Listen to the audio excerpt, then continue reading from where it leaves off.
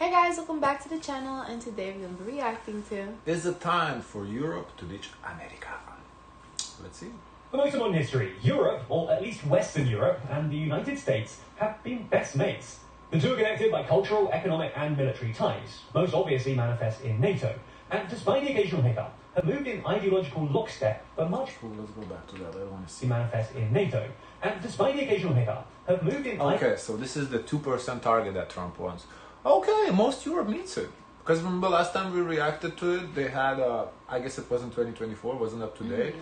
About half, I think, met it. Now it's only a couple countries lagging. Who are the ones lagging? Good job, Europe. Croatia is almost there. They're almost touching. Portugal, Italy, Canada. Uh-oh. That's not even Europe. Okay. I guess all NATO countries. Belgium, Luxembourg, Slovakia. No, Slovenia, I think. Yeah, Slovenia and Spain. So Spain, Italy, I remember them from last time. We kind of talked about it. They're far away from the war. They don't care. Same with Portugal, I see. Belgium, Luxembourg. Yeah, I mean, good job, Europe countries. Yeah, good job. Ideological lockstep for much of the past few decades. However, in the past few years or so, the transatlantic relationship has come under unprecedented strain, and things only look likely to get more difficult as Trump sets up what looks sure to be an antagonistic second term. So in this video, we're going to look at some of the various points of tension straining this relationship. You think and like it's going to be his villain era? Well, I think it's going to be very entertaining. That's what I think it's going to be. Entertaining. Yeah, because I think he's going to say a lot of shit, but not do anything. So I think everybody's going to be on their toes scared, but at the end, 4 years going past, nothing's going to get done. Europe and America could really... Well, we'll see. Because I feel like that's how his first term went, because what did he really do? I feel like he, pushed people around, but like in that one meme where he went like, I think French Macron, he like kind of pushed, like, but aside from the memes that he accomplished, I don't feel he did anything.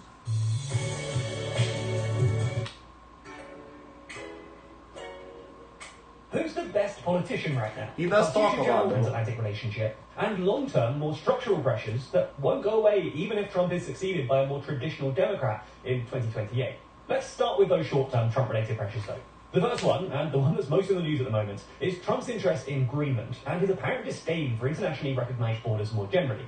For anyone who somehow missed this, earlier in the week, Trump reiterated his intention to buy Greenland from Denmark, and then on Tuesday he gave a press conference where he refused to rule out using military force to take the territory, arguing that the United States needed Greenland for, quote, economic security and national security reasons. Unsurprisingly, this ruffled some diplomatic feathers. I like their editing. Look how it transitioned from economic to national. Economic security and national security reasons. That's cool. That's a nice little editing.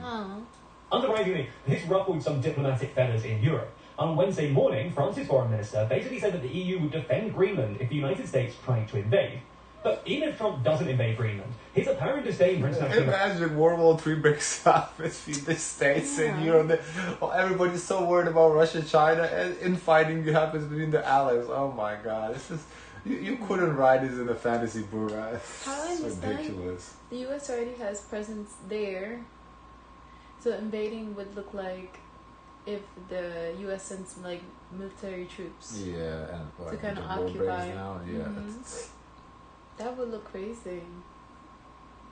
Recognized borders, as evidenced by his other comments on Canada and Panama, as well as reoccurring reports that he's planning to invade northern Mexico without the Mexican government's approval, will strain the transatlantic relationship. European politicians and governments... I just don't see it happening. I think he would get impeached immediately as a, Similar to South Korea? Yeah, like I don't... I mean, I get it. He has support by people and whatever, But, come on, declaring a war on your allies, like, not everybody is that delusional. Like, some might be like diehards, yeah, but I just don't see... Because he can... I believe how the law works is he can declare war, but I think Congress still has to pass it, and I think Congress just wouldn't. I just don't see them passing it. Like, come on. Generally, a bit more concerned about international law than their American counterparts, and especially their Republican counterparts. This isn't us Brits taking a jab at the US, by the way. It's just true that the US is more in the habit of breaking international law or going against the international consensus than Europe, as evidenced by the plethora of UN treaties that the US has refused to sign or ratify. As such, Europe will be especially keen to protect international norms, particularly when it comes to states' territorial integrity, because they spent the past few years accusing Russia of breaking international law by violating Ukraine's internationally recognized borders. If they stand by while Trump either threatens to or actually does violate territorial integrity of smaller states like Canada, Panama, and Mexico, it will undermine their argument against Russia, and they'll be seen as hypocrites by the international community. Yeah. The second Trump-related pressure on the transatlantic relationship is Elon Musk. Musk is a close ally of Trump's and has emerged as a vocal supporter of right-wing, anti-establishment politicians across Europe, including Tommy Robinson in the UK, Giorgia Meloni in Italy, and the AfD in Germany.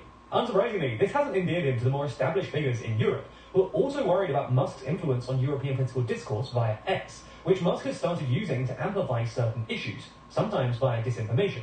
If European politicians do decide to take action against Musk, which seems increasingly likely at this point, it will doubtless cause some friction with the Trump administration, given that Trump has basically endorsed Musk's meddling. The third and final Trump-related pressure is Ukraine. Now, we've done a whole video on Trump's plan for Ukraine before, but the TLDR is that while there is some ambiguity... Why does it show when he show Ukraine a little red? I think that's where the war is going on. That's the area of dispute. So we'll see, because I believe Trump promised that when he gets into office, one call to Putin is over. Didn't he say something along the lines? I'm paraphrasing here. But so we got to see on the 20th. So 21st, the war should be over then. Yeah, Trump has signaled his intention to wind down American support for Ukraine, which has provoked some anxiety in Europe, where there's a pretty broad pro-Ukraine consensus at the moment. Anyway, those are the three big Trump-related pressures on the transatlantic relationship. But a myopic focus on Trump obscures the fact that US-EU relations have been under strain for a while now, thanks to some deeper structural factors. The first of these is China. China is actually a rare point of bipartisan agreement within the United States. Biden broadly continued with Trump's hawkish China policy, and actually sounded more bellicose on the question of Taiwan, saying explicitly on multiple occasions that the US would indeed protect Taiwan in the event of a Chinese invasion, implying a departure from America's long-standing policy of strategic ambiguity. But while Europe shares some of America's concerns about Chinese trade practices and the CCP's authoritarian tendencies, European countries are generally far less hawkish on Taiwan, and nowhere near as worried about the supposed Chinese threat to American hegemony. This was made glaringly apparent when, on his way back from a trip to Beijing, Macron warned that the great risk for Europe is that it gets caught up in crises that are not ours, i.e. Taiwan. This caused quite a kerfuffle in Washington when it happened. But what was actually most notable about this episode was that basically zero European politicians came out against Macron. The second related tension is around America's newfound penchant for protectionism. Again, this is a bipartisan issue, and it's been motivated by America's anxiety. In Western Europe, they have a lot going on with the oil. So, of course, they're really thinking twice before they're involving themselves in situations where their resources have to now be even more depleted than before. Because they're going through like inflation like crazy right now. This is interesting. Yeah, I feel like this whole union is going to split. Yeah, I think everyone's going to think of self-preservation first. Because right now, people, different countries, they're occupying themselves in situations that not necessarily involve them, but because they're in a union, they have to, as the whole point of having a union is that if I'm involved in something, then everybody in the group gotta be in. I see, why we want to be against China. I understand, we are the greatest power, and China is threatening that, so we kind of, have to. But at the same time, I also see why Europe doesn't really, not their fight. They don't want to get involved. But I feel like they kind of have to get involved and take our side, by NATO. Otherwise, what's the point of NATO, right? So. Because then, if that's the whole point, then it's like U.S. interest to then remove itself. Yeah. Before they say, is it time for Europe to ditch America? It's like, who's gonna do it first? Because it's similar to like how it's not really. We don't really care about Ukraine, but we still got involved because Europe, we want to protect Europe, but honestly, I guess maybe we do care. We don't want Russia to get stronger either, so I guess we do care. There is some interest in there. Honestly, I feel like it's a game of chicken. I think it's gonna benefit all the countries if they consider their own self-preservation. It's beneficial as well if they also work together too. So I think we would see a different side of things if we see a breakup of this. But whoever does it first, I think the other side would be okay pretty much. I think the ones that suffer the most are those who really truly have not enough resources to protect its own country from larger nations from taking over and colonizing it again. Yeah, this is interesting. Before this video, I really thought, there ain't no way America is leaving NATO. Whatever Trump was saying, I didn't believe it. I'm rethinking it now. I think it's possible Yeah. if we don't get NATO support and then like the China thing. I think we might withdraw from NATO. And This is interesting. then you'll start seeing the smaller nations go to their alliances, like try to go to what side to take, because ultimately you do need a partnership in this space, someone to have your back, and but also you want it to be reciprocated to you. So you'll start seeing where a lot allies fall. Yeah, this is interesting. This is kind of scary because everyone is just watching. Who's gonna make the first move? Well, the biggest first move is Trump getting inaugurated. So that's everything's gonna start then. Until then, we have 10 days now. Just sit here, hold our hands, and sing kumbaya. Once that happens, that's when the dominoes are gonna start to fall. Because I feel like that first move from Trump is gonna test this alliance. What is the union gonna say? Because honestly, they either have to call him out or turn a blind eye. But then, if you turn a blind eye, you look like hypocrites. Because then, why we're villainizing Russia? Yeah. Chinese dominance in certain supply chains.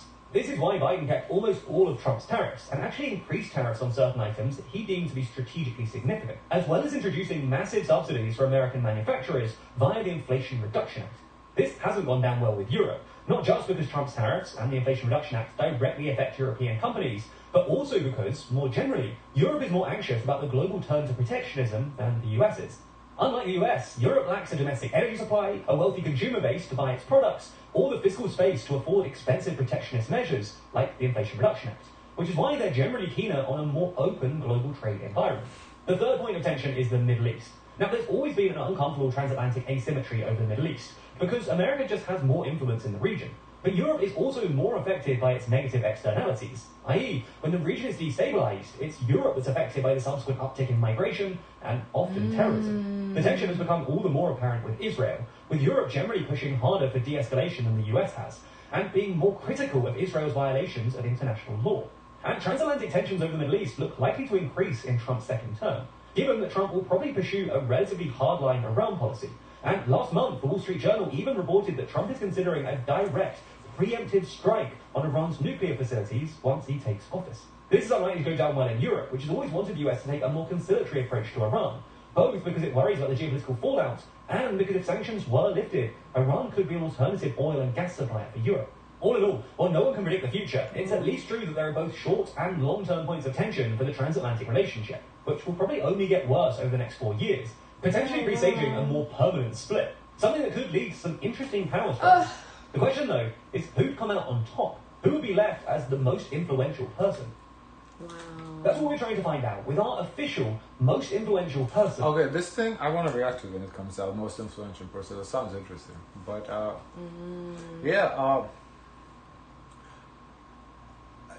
and a very eye-opening video. Some things I never thought would happen. It seems like likely to happen. So wow, okay. Okay, let's see the comments. Yeah. I'm all for Europe ditching the US as long as we don't replace the relationship with China and Russia. Yeah, I think you would have to.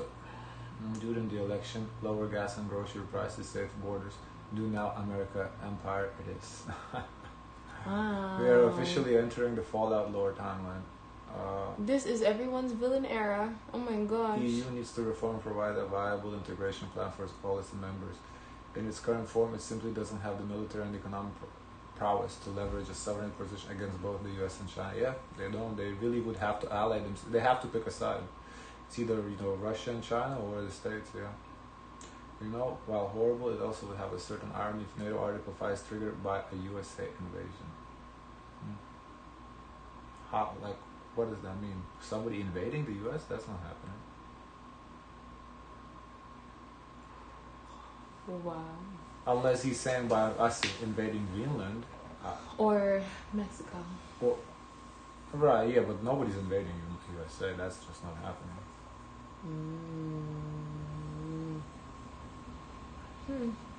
It's probably why the celebrities were creating the bunkers. I knew something was suspicious going on, but wow. Guys, of course, we want to know your thoughts. Stay tuned for more content like this. Don't forget to like, comment, and subscribe. Join the Discord. And as always, share as much kindness as possible.